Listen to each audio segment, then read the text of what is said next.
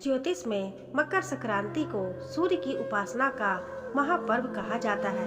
मकर संक्रांति के साथ ही खरमास की समाप्ति होती है और इस दिन से सूर्य देव अपने तेज के साथ चलना शुरू करते हैं।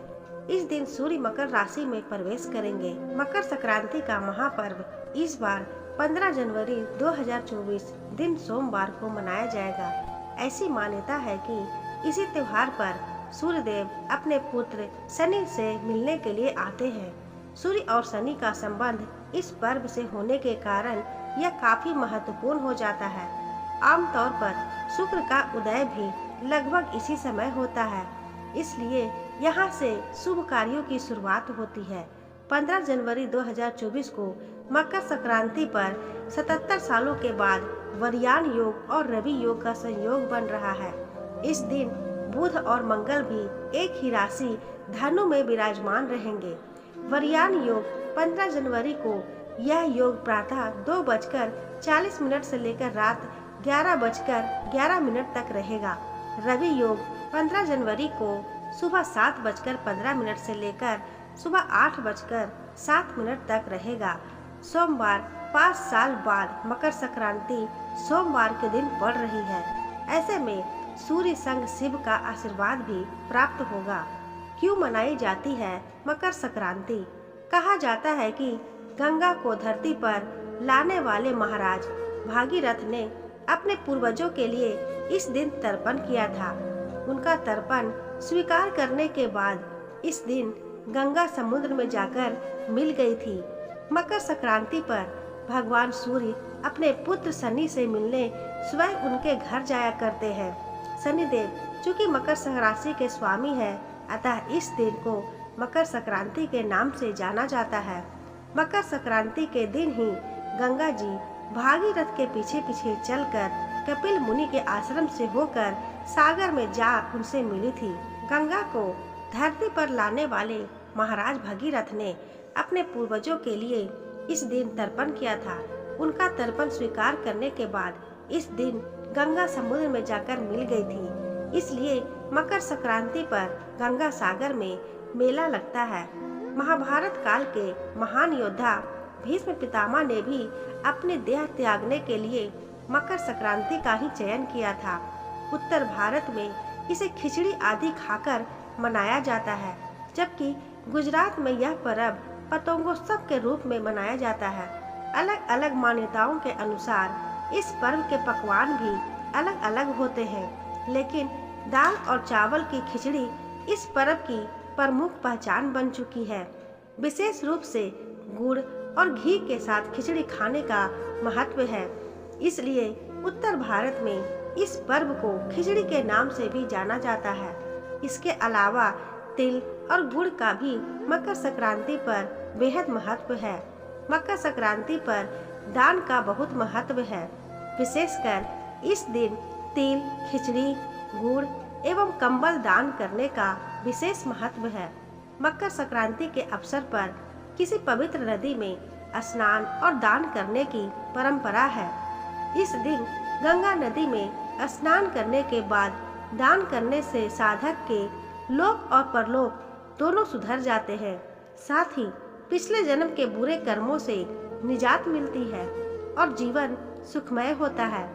मान्यता है कि इस दिन गंगा स्नान करने से 10 अश्वमेघ यज्ञ और 1000 गाय दान करने के समान पुण्य फल मिलता है। 14 की जगह 15 जनवरी को ही मकर संक्रांति क्यों मनाते हैं? वह दिन जिससे सूर्य उत्तर दिशा की ओर बढ़ना प्रारंभ करता है। मकर संक्रांति भारत के प्रमुख पर्वों में से एक है। मकर संक्रांति पूरे भारत और नेपाल में भिन्न रूपों में मनाया जाता है। पौष मास में जिस दिन सूर्य मकर संक्रांति में प्रवेश करता है, उस दिन इस पर्व को मनाया जाता है। वर्तमान शताब्दी में यह त्योहार जनवरी माह के 14वें या 15वें दिन ही पड़ता है। इस दिन सूर्य धनु राशि को छोड़कर मकर राशि में प्रवेश करता है। तमिलनाडु में इसे पोंगल नामक उत्सव के रूप में मनाया जाता है, जबकि कर्नाटक, केरल, तेलंगाना तथा आंध्र प्रदेश में इसे केवल संक्रांति ही कहते हैं। बिहार के कुछ जिलों में यह पर्व तिला संक्रांत नाम से भी प्रसिद्ध है। मकर संक्रांति पर्व को कहीं कहीं उत्तरायण भी कहते हैं। 14 जनवरी के बाद से सूर्य उत्तर दिशा की ओर अग्रसर होता है। इसी कारण इस पर्व को उत्तरायण भी कहते हैं। वैज्ञानिक तौर पर इसका मुख्य कारण पृथ्वी का निरंतर 6 महीनों के समय अवधि के उपरांत उत्तर से दक्षिण की ओर वलन कर लेना होता है और यह एक प्राकृतिक प्रक्रिया है। इस मौके पर गंगा स्नान करने के लिए लोगों की भारी भीड़ रहने वाली है।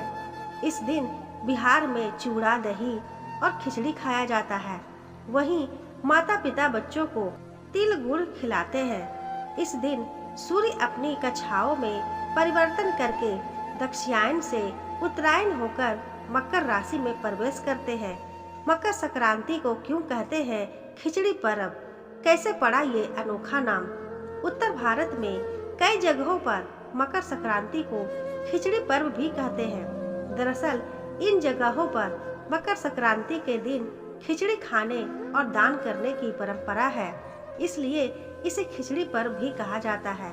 पौराणिक मान्यताओं के अनुसार मकर संक्रांति के दिन सूर्य देव अपने पुत्र शनि के घर जाते हैं। ऐसे में सूर्य का अपने पुत्र शनि की मकर राशि में गोचर करना पिता पुत्र के अनोखे मिलन को दर्शाता है।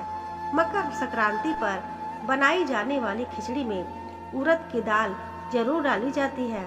साथ ही इस खिचड़ी में चावल का संबंध चंद्रमा से, उड़द की दाल का शनि से, हल्दी का गुरु से, घी का सूर्य से और हरी सब्जियों का बुध से संबंध होता है। मान्यता है कि मकर संक्रांति के दिन इन चीजों से बनी खिचड़ी खाने से अक्षय फल की प्राप्ति होती है। मकर संक्रांति पर क्यों उड़ाई जाती है पतंग? परंपरा से भगवान राम का क्या नाता है? मकर संक्रांति का त्योहार आने ही वाला है। मकर संक्रांति को पतंगों का त्योहार भी कहा जाता है, क्योंकि इस दिन पतंग उड़ाने का रिवाज है। इस दिन देश भर में पतंगे उड़ाई जाती है। मकर संक्रांति का पतंग से क्या संबंध है? इस दिन पतंग उड़ाने की परंपरा क्यों है? आइए जानते हैं। माना जाता है इस दिन पतंग उड़ाने की परंपरा की शुरुआत भगवान राम ने की थी। प्रभु श्री राम की ये पतंग उड़ते हुए इंद्रलोक जा चुकी थी। तभी से मकर संक्रांति पर पतंग उड़ाने की परंपरा की शुरुआत मानी जाती है। मकर संक्रांति का त्योहार बहुत ज्यादा सर्दी के मौसम में आता है। इस दिन खुले आकाश के नीचे पतंग उड़ाने से सूर्य की धूप में सर्दी में राहत मिलती है। इसके साथ ही धूप से विटामिन डी भी मिलता है, जो शरीर के लिए बहुत जरूरी होता है। धूप से शरीर को निरोगी रखने में भी मदद मिलती है। पतंग को खुशी, प्यार और शुभता का संदेश देने वाला भी माना जाता है। इस दिन लोग खुले आकाश के नीचे एकत्रित होकर सामूहिक रूप से पतंग उड़ाते हैं, जिससे आपसी भाईचारा भी बढ़ता है। दोस्तों, आपको ये कहानी कैसी लगी हमें कमेंट करके जरूर बताइएगा। कहानी पसंद आई हो तो वीडियो को लाइक करें, शेयर करें। चैनल को अभी तक सब्सक्राइब ना किया हो तो सब्सक्राइब जरूर कर ले।